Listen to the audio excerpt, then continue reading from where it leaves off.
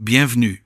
Aujourd'hui, on continue notre progression vers les 1000 Elo et bien au-delà. Au programme, on monte un peu le niveau. Toujours 5 maths à résoudre, un thème tactique expliqué et bien plus encore. Hello tout le monde, donc aujourd'hui on continue notre série sur ce qu'il faut savoir pour arriver à plus de 1000 Elo, enfin 1000 Elo et plus. On va commencer par un math très simple, quelque chose de très simple, le fameux math de l'escalier. Alors qu'est-ce que c'est le math de l'escalier? Ben, ça se fait avec deux tours tout simplement. La première tour qui est par exemple ici, ça peut être l'autre aussi, hein, ça n'a aucune importance, ça. Elle va se mettre sur la ligne juste devant le roi. Comme ça, le roi, il peut plus venir sur ces cases-là. En plus, il n'avait pas le droit puisqu'il y avait le roi déjà devant lui. C'est ce qu'on appelle une opposition. On le reverra avec le match juste après. Imaginons notre roi bouge. Cette tour-là, on la met devant. Et de nouveau, on voit toutes les petites cases rouges où il n'a plus le droit d'aller. Donc, le roi va continuer comme ça. On prend notre tour la plus éloignée du roi. On la ramène de nouveau. Échec. Le roi se ramène. Et là, on ne peut pas aller en A5 puisque si on va en A5, il suffirait qu'il prenne la tour. Donc on n'est pas bête, on s'en va le plus loin possible, mais on reste dans cette forme d'escalier. C'est-à-dire, en gros, ça fait des marches, hein. Si vous regardez bien, ça fait la marche qui est comme ça, puis comme ça, puis comme ça, puis comme ça, puis comme ça. C'est un peu l'idée du mat de l'escalier. Tour G3, donc hop, le roi essaye toujours de se ramener près des tours, hein, tout simplement pour essayer d'en manger une. Tour G5, on fait échec en plein sur la grande ligne. On voit que le roi ne peut toujours pas aller sur les cases devant lui. Donc roi là, par exemple. On continue, tour échec. Il se rapproche, tour échec. Hop, il touche ma tour. Donc là, je vais pas faire tour échec, puisque si je fais tour échec, j'ai l'air... Oups, il ne veut pas le prendre. J'ai l'air bête. Donc j'éloigne ma tour, ici ou ici, hein, comme vous voulez, hein, ça n'a pas vraiment d'importance. Lui, il continue par aller par là pour éviter l'échec et mat ici, puisque s'il était parti de l'autre côté, il y avait un autre échec et mat ici. Puisqu'on peut le faire aussi, les tours écartées. Alors je vous montre une méthode, mais il y en a plusieurs. On s'éloigne. Le roi bouge. Le roi, il peut plus venir sur aucune des cases qui est devant lui. Il n'a que celle-ci. Donc, il suffit de faire un échec ici. Et toutes ces cases sont prises. Il est échec et mat. Alors, le deuxième mat tout de suite dans la foulée, c'est le mat roi, tour, roi.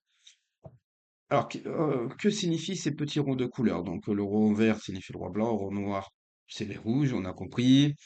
Alors, les petits ronds orange qui sont devant, c'est ce qu'on appelle des cases où le roi n'a pas le droit d'aller. Tout simplement, quand deux rois se font face à face, ils n'ont pas le droit de se mettre en échec, ils sont ce qu'on appelle en opposition directe. Les trois cases qui sont devant sont des cases interdites. Ce qui veut dire que celui qui a le trait, c'est-à-dire celui qui doit jouer, par exemple le roi noir, est obligé de partir sur le côté ou partir en arrière. Alors c'est très utile parce que le maths c'est une chose, mais j'essaie aussi de vous donner des notions en finale. C'est très utile pour ce qu'on appelle le débordement.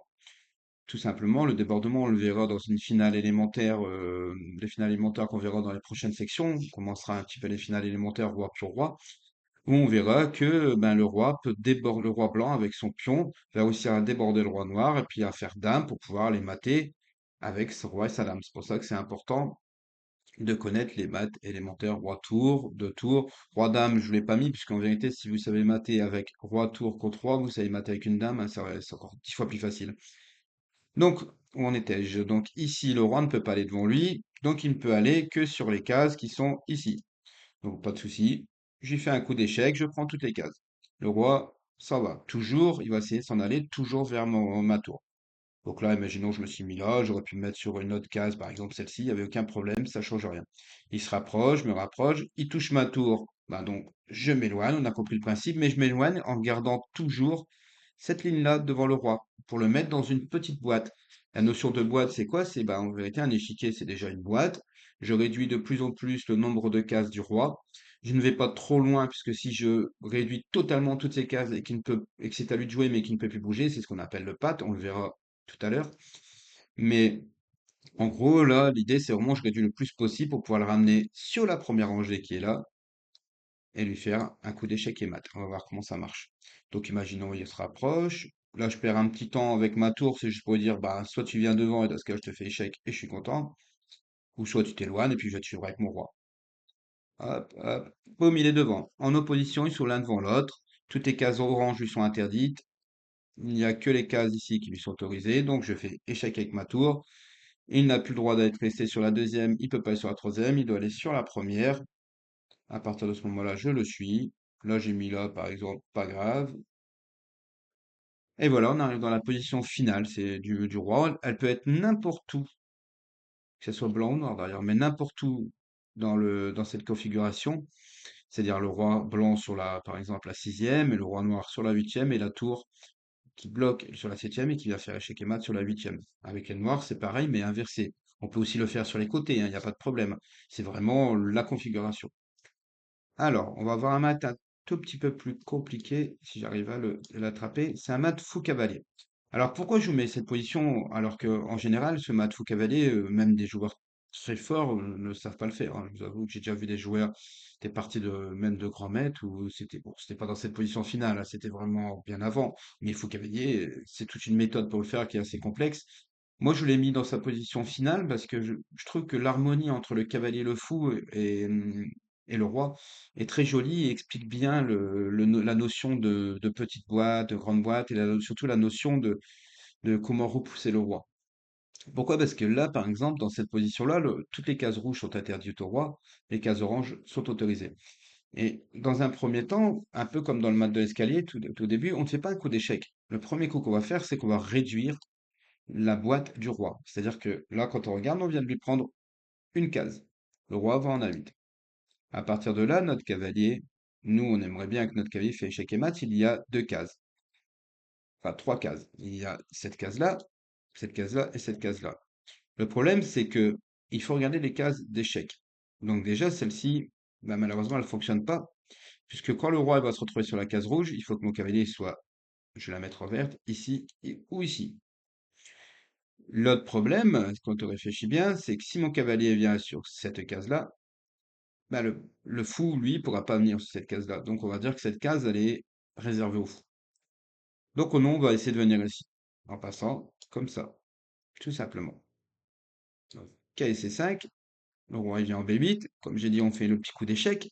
Plus qu'une seule case. Vous voyez, la boîte, elle est vraiment réduite, hein. Et là, maintenant, même celle-ci, elle doit être interdite.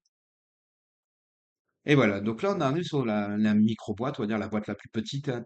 C'est la boîte pour faire échec et mat, ou malheureusement, des fois pour faire patte si on fait pas attention. Par exemple, ici, si je me précipite et je joue le coup fou aussi en me disant j'ai le temps, ben non, non, ça marche pas parce que là, le roi n'a plus le droit de bouger, je n'ai pas le droit de me mettre en échec, donc je peux pas enfreindre la règle des échecs, je n'ai de me mettre en échec, donc c'est patte. Tout simplement, il n'y a pas d'autres possibilités. Bon, alors ici, comme j'ai dit tout à l'heure, la case du fou, c'est celle-ci. Pourquoi? Parce que tout échec, comme je ne l'ai pas montré, mais tout échec sur la diagonale en orange permet de faire échec et mat. Et là, on voit bien comment les deux pièces, même les trois pièces se sont unies pour mettre le roi dans une boîte. Alors, ce mat est intéressant parce qu'en vérité, on peut le faire à partir du milieu de l'échiquier, mais c'est très compliqué, c'est très dur, il nécessite énormément de coups à faire. Donc là, par contre, dans sa forme finale, c'est plutôt facile. Alors, un petit mat encore, j'ai mis encore une position. Je vous ai dit, on monte d'un cran, les positions que je mets au niveau des maths. Au début, j'ai mis des positions simples et là, je suis passé à des positions un peu plus complexes. C'est ce qu'on appelle le mat de Stama. Alors, comment ça marche? Bah, le mat de Stama, en vérité, on aimerait bien le finir comme celui-là. Ça, c'est ce qu'on aimerait bien atteindre. C'est vraiment la position qu'on essaye d'atteindre. Donc, il nous faut un plan. Comment on va faire? Donc, dans un premier temps, je vais jouer le coup, c'est pas grave qu'il y ait le 4. Pourquoi? Parce que mon idée, c'est quoi? C'est je vais passer ici pour venir ici. Au cas où, je pourrais peut-être faire matelas. Je le mets en orange parce qu'on n'est pas sûr. Ensuite, je sais que mon cavalier doit venir sur cette case ici. D'ailleurs, je vais la mettre en rouge. Eh ben, peut-être que je vais faire ici, puis, oups, puis ici. Et voilà le schéma en fait, ça c'est un schéma de circuit avec notre cavalier. Donc on va faire un, 2, 3, 4 coups pour finir, faire le cinquième coup. Ici, le cavalier. J'ai jamais arrivé avec les flèches. Donc le premier coup, il commence cavalier E4, roi A1. Pas le choix, les noirs en vérité sont bloqués dans la petite boîte, hein. Là, on voit bien que le roi ici nous empêche de passer. Il a une opposition. Donc lui, il a le droit que d'aller là et là. Donc cavalier E4. KC5, si là les noirs sont malins, ils se disent, enfin sont malins. Si les noirs se disent, bah tiens, je vais pousser mon pion, comme ça, Tu vas jouer, ça fera patte. Bah, malheureusement pour eux, ça fait échec et mat. C'est pour ça que j'avais dit peut-être la case B3. À partir d'ici, les noirs vont simplement remonter leur roi, ils n'ont pas le choix. Donc là, on ne fait surtout pas le coup KIB B3, puisque là, on l'a vraiment mis dans une toute petite boîte. Mais attention, il n'est pas échec, et il n'y a pas de possibilité de faire échec et mat, c'est ce qu'on appelle le pat. Donc, à partir d'ici, on vient en D3. C'était le schéma qu'on avait vu au début, hein. Je ne sais pas si vous vous en souvenez, hein, celui-ci. Attendez, hop, je l'ai mis. Bon, c'est pas grave. C'est pas grave, je vais vous le refaire, hein. Le chemin qui était ici, on avait commencé par là, puis là, pour là, enfin, on avait fait ça, et revenir ici. Donc là, on arrive à D3, roi 1, c'est le seul coup. Et là, on arrive dans un zigzag. C'est-à-dire qu'en gros, le roi noir ne peut plus bouger, il est obligé de faire un coup perdant, le coup A2. On verra la notion de zigzag dans d'autres positions quand on entamera vraiment les finales. D'ailleurs, ça, c'est une finale. Mais quand on entamera les vraies finales un peu plus compliquées. KB3, échec et mat. C'est un joli mat, hein, celui-là, franchement, honnêtement. Et il est plaçable. Moi, je l'ai déjà passé en partie, donc c'est plus que jouable. Mon mat préféré. J'adore ce mat. Donc là, je l'ai mis dans une position relativement simple. N'hésitez pas à mettre la vidéo en pause à chaque fois pour chercher les positions, hein. Il n'y a pas de souci, c'est même ce qu'il faut faire. Donc là, si on regarde bien dans cette position, les blancs attaquent à la fois la dame. Ils pourraient la manger. Ça reste une position totalement gagnante, hein, pas de souci. Mais nous, on va faire échec et mat. Comment faire échec et mat? Eh bien, on va encore utiliser cette notion de petite boîte. On va mettre le roi dans cette petite boîte. Il est déjà dans une petite boîte d'ailleurs. On va le mettre ici. Comment on fait? On commence par le coup échec. Donc le roi, il vient en H8. On voit les deux cases vertes. D'ailleurs, je vais les mettre en rouge puisque c'est des cases qui lui sont... Ici, c'est une case interdite et ici, c'est une case contrôlée. Mais là, on voit bien que si on reste comme ça, il n'y a pas vraiment de... Comment dire? Pas vraiment de maths. Et ce que j'aime bien dans le mat d'Anastasia, ou Anastasie, hein, ça dépend comment on le dit. Moi, je préfère dire Anastasia, je trouve que c'est plus joli. Ce que j'aime bien dans ce mat-là, c'est le thème du sacrifice d'attraction. La dame va venir se sacrifier sur le pion H7 pour attirer le roi et le sortir de sa tanière. Donc ici, le roi va prendre, et là, on voit de nouveau les deux cases du cavalier. Très utile ce cavalier. Ben, elles sont contrôlées. Donc le roi, il peut pas venir là, il peut pas venir là, il peut venir qu'ici. Donc il nous suffit de trouver un échec et mat, enfin un échec, d'abord pour commencer, un échec sur la colonne H. Donc hop, échec ici, il peut plus venir là, il peut plus venir là avec le cavalier. C'est bien échec et mat. Il est magnifique, hein, ce mat. Ok. Alors là va commencer maintenant tout ce qui est un peu le thème tactique. Donc là, je vais enfin, le maestro va vous expliquer ce que c'est qu'une fourchette. Et moi, je vous retrouve juste après pour faire les exemples, tout simplement. À tout de suite. Une fourchette est une attaque simultanée sur deux ou plusieurs pièces adverses par une seule pièce. Objectif: forcer un gain de matériel, car l'adversaire ne peut sauver qu'une seule pièce à la fois. Donc le premier exemple qu'on a ici, c'est ce qu'on appelle bien sûr la fourchette. Maestro vous l'a expliqué un peu la définition de la fourchette. Donc ici, les blancs vont jouer, vont essayer de trouver le moyen de gagner cette tour. Ben, le meilleur moyen de gagner cette tour avec le cavalier, c'est de faire une fourchette, c'est-à-dire une double attaque. En vérité, c'est ça, une fourchette, une double attaque. Donc, échec au roi, et je mange ta tour. Peu importe ce que tu joues, par exemple ici ou là, comme tu veux, là plutôt, je mange ta tour. Et ça fait bien une fourchette. Donc ça, c'était le premier exemple plutôt facile. Alors, l'exemple numéro 2 que j'ai mis, que ça va être que des exemples plutôt faciles. Ici, donc pareil, hein, vous mettez la position en pause si vous voulez chercher. On a une position relativement simple. J'ai pas mis trop compliqué, mais par exemple ici, on a une fourchette ici. Le roi fait échec et attaque la dame. Le roi, pas le roi fait pas échec, c'est la dame fait échec et la dame attaque la tour en même temps. C'est une fourchette de nouveau avec la dame. Donc ici, par exemple, dame là, et puis boum, on prend la dame. Alors, un autre exemple, je vous ai mis cet exemple-là parce que on peut faire une fourchette avec toutes les pièces. Ça aurait été le cavalier, le fou, la tour, la dame, à part le roi, bien sûr. Le roi ne peut pas faire une fourchette, hein. Enfin, quoi que si, je suis non, je dis une bêtise. Le roi peut faire une fourchette aussi, hein. Si par exemple le roi attaque une tour et un cavalier en même temps, c'est possible. Mais bon, en règle générale, on fait plutôt avec les pièces. Mais aussi, on peut le faire avec le pion. Échec. tout simplement. J'attaque ici et ici.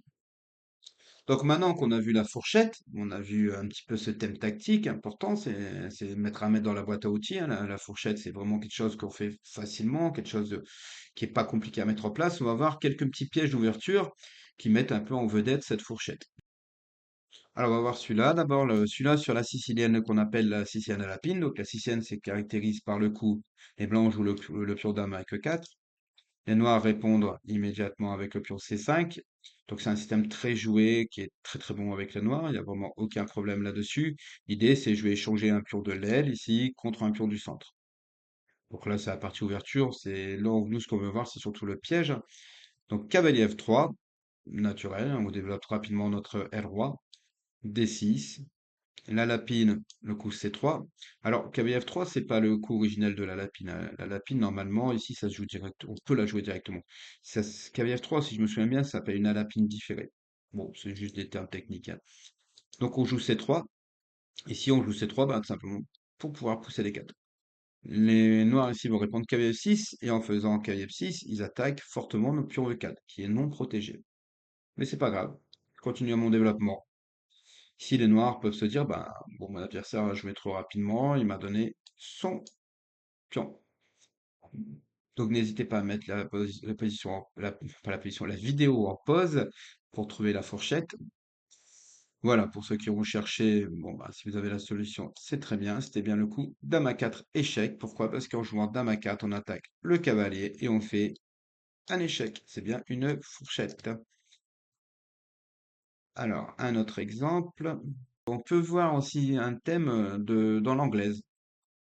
L'anglaise, c'est un peu comme une sicilienne, mais de manière inversée, c'est-à-dire que les blancs vont commencer par jouer leur pion C de 2 cases, en jouant C4, tout simplement, et ils attendent en général que les noirs jouent par exemple le coup E5, on serait dans ce qu'on appelle une sicilienne, ce qu'on a vu juste avant, mais inversé. On inverse les couleurs. Donc ici, pas 4, qu'est-ce que je dis? C4, donc on peut regarder ce petit piège d'ouverture que dans la variante hollandaise de l'anglaise, où un bas niveau, en général, on le joue souvent, ce coup de D5, c'est prendre. Ici, on répond souvent cavalier F6. On a aussi dame D5 qui joue, mais ça, c'est autre chose. Et il y a un petit piège ici que moi j'ai placé souvent, en blitz, surtout un E4. Les blancs protègent leur pion, tout simplement, et les noirs sautent sur l'occasion pour le manger. Et on a un peu le même thème qu'on avait sur la Sicilienne à lapine. Dame à 4, je te fais ton échec, et je te mange ton cavalier. C'est un petit thème qui peut revenir assez souvent. Alors maintenant, on va voir un autre thème aussi qui pourrait venir sur E4 par exemple, là, toujours pareil. Donc on a E4, E5, c'est c'est- c'est assez courant comme système E4, E5, à début ouvert, cavalier F3, le cavalier attaque le pion, cavalier C6, le cavalier protège le pion, fou C4, ce qu'on appelle une italienne, cavalier F6, donc ça c'est une variante normale de l'italienne, cavalier G5 qui est une grande ligne. Ici, ben, normalement, ils doivent jouer des coups comme D5. Il y a aussi d'autres coups qui se jouent. Mais les noirs connaissent pas et jouent le petit coup de D6. Et à partir de là, on voit bien que le fou attaque ce pion, le cavalier attaque ce pion. Et on voit bien surtout qu'il y a tour et dame qui arrivent. Donc là, on voit bien que on va gagner une pièce. Il va bouger par exemple la dame et on gagne la tour. Donc c'est une fourchette qui arrive assez souvent, ça, dans les ouvertures. On peut l'avoir aussi dans la Jobava. Avec ce qui commence par D4, D5, KC3, KF6 ou F4. Beaucoup de joueurs ici jouent le coup très rapidement. D'ailleurs, c'est pour ça que la Jobava est aussi jouée et surtout qui ça reste un très bon système, hein, c'est pas le problème, hein, mais qui est aussi joué parce que ce piège, ça arrive tellement souvent et c'est tellement facile de se prendre. On oublie qu'il y a une fourchette et on se prend la fourchette ici, c'est-à-dire enfin la menace de fourchette avec KV5. Donc ici, normalement, on doit jouer E5 et compagnie, mais ça reste une mauvaise position hein, pour les noirs. Très mauvaise d'ailleurs. Mais imaginons qu'il joue A6, il voit pas la fourchette. Boum, échec. Le roi est obligé de bouger et le cavalier mange la tour. Bon, voilà, on vient de voir quelques thèmes d'ouverture assez simples, des pièges d'ouverture assez simples. Donc, je voulais vous mettre en bonus ce petit thème que j'ai fait hier dans une vidéo sur le Grand Bridge Sprix. D'ailleurs, si vous l'avez pas vu, allez la voir, c'est hyper intéressant. Vous allez apprendre une défense avec les noirs qui est vraiment très dynamique, qui est pour tout niveau en vérité, puisque vous allez faire des tactiques vraiment dans tous les sens, des combinaisons dans tous les sens. Et au final, même contre les plus forts joueurs, vous allez avoir des positions tout à fait saines, tout à fait jouables. Et d'ailleurs, ce système a été joué par un nombre de très forts joueurs. Donc n'hésitez pas à aller le voir, hein, comme par exemple Capablanca, hein, qui est pas le plus mauvais des joueurs qui a existé, hein. Donc là, c'était juste pour vous montrer, dans la vidéo d'hier, je vais vous montrer enfin la vidéo sur le Garbage Springs, vous pouvez aller le voir. Je crois que c'est atomiser le Gorbidam, je sais bien, un petit truc comme ça. Donc le piège que je voulais vous montrer, c'est un piège avec les noirs. Commence par D4, D5, C4, E6, et C3, F6. Pour ceux qui ont vu la vidéo, ça va être juste un petit rappel. Fou G5. Le petit coup de cavalier BD7 qui caractérise bien ce système, c'est prendre D, pion prendre. Là, comme j'explique bien dans la vidéo, ici, le fou cloue le cavalier. Donc le cavalier est ce qu'on appelle un clouage relatif. Donc c'est un optème tactique, le clouage. Donc ce qui veut dire que si par exemple je bouge, je ne sais pas, allez, mettons, on va jouer ça, je bouge mon cavalier, tu manges ma dame. Donc les blancs vont se baser sur ça pour essayer de former, enfin, construire une petite tactique. Ils se disent, ton cavalier est cloué, donc je peux pas bouger. Ce cavalier devait protéger ce pion, mais il ne le protège plus parce qu'on voit que le cavalier ici a intercepté la protection de la dame. Bah, je te mange. Hop, j'ai relevé par contre le petit coup ici. Bah, je te mange. Donc j'ai gagné un pion. Sauf que non, ça ne marche pas du tout comme ça. Pourquoi? Parce que bah, c'est ce que dans la vidéo, je vous ai dit, c'est le piège de l'éléphant. Tout simplement parce que ici, les noirs peuvent manger ton cavalier. Tu manges, madame, et je te mets un petit coup d'échec. Tu es obligé de mettre ta dame. Et ici, peu importe ce que tu joues, fou prend ou roi prend, on va faire par exemple ça. Hop, si mon ordinateur veut bien. Roi prend, et on voit bien qu'en vérité, ben, on a une pièce en plus. Donc c'est un piège qui est très très utile et qui est facile à placer en vérité, hein. En plus, si vous jouez le Gambit Springs, ça fait partie de votre répertoire. Donc ça, c'est un truc que, honnêtement, à moins de 1500 élos, vous allez le placer très très souvent contre des joueurs qui vont vous jouer D4, D4 C4 avec C3 fou G5. Bon, après, ça sera à vous d'expérimenter. Alors, pour ceux qui en veulent vraiment, pour ceux qui veulent vraiment travailler, les autres, c'est pas une obligation, hein, c'est pas. Je vous ai mis ce petit schéma, donc surtout mettrez la vidéo en pause, que là, je vais pas vous donner la solution. J'attends que vous me la donnez en commentaire, hein, si bien sûr vous voulez, hein, sinon, bon, tant pis, c'est pas grave. Par contre, pas d'ordinateur, vous la cherchez vraiment, c'est un mat en trois coups, relativement très simple, mais que je trouve très élégant. Voilà, en tout cas, moi, je vous dis à bientôt. Merci d'avoir regardé la vidéo. Surtout, n'oubliez pas un petit like pour me soutenir, un petit abonnement si c'est pas déjà fait. Et puis, bah, je vous dis à bientôt dans de prochaines vidéos.